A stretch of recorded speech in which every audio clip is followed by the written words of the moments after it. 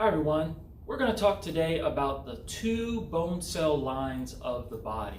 So this is going to be a little bit of histology again regarding bone, okay, and how bone basically grows, and then also how bone is reabsorbed.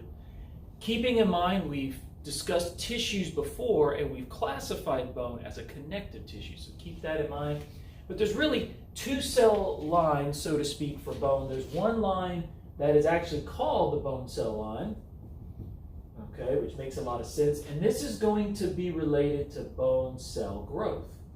So that's what we want to remember about this specific bone cell line. So what we start with is a type of stem cell, okay? So we'll just write this down here. And this stem cell is referred to as an osteogenic cell. Okay, so it's a type of stem cell. It will become, okay, an osteoblast. Okay, and osteoblasts will become osteocytes.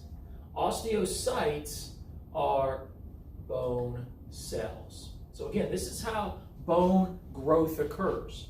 If you break your bone, then we're going to see this process take place. We actually start with cartilage first, and then this process of converting it into bone cells.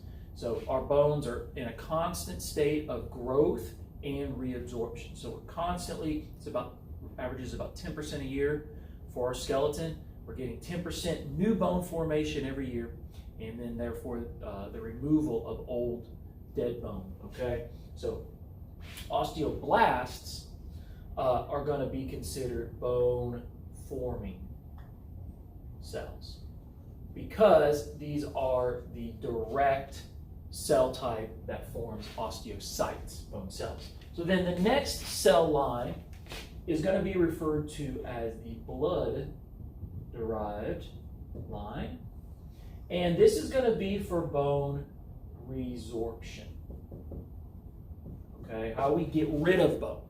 Okay, because if you're forming bone, you have to get rid of old bone, otherwise you have too much. If you're getting rid of bone too quickly, then you have too little. So it has to be a perfect balance between this line and this line. So the blood-derived line starts with a monocyte. Now, what is a monocyte? A monocyte is a type of white blood cell. That's why we get the term blood-derived line. Okay?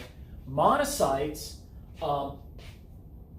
will form in your body all macrophages. Okay? So what's the monocyte going to become? It's a white blood cell that becomes all the macrophages of the body, wherever you find them. Okay?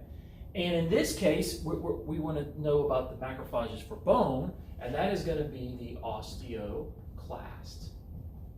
So these are considered bone resorbing or reabsorbing, however you want to put it, resorbing cells. So these are the bones, these are the cells that basically break down bone. Okay? So what are they? They are a type of macrophage.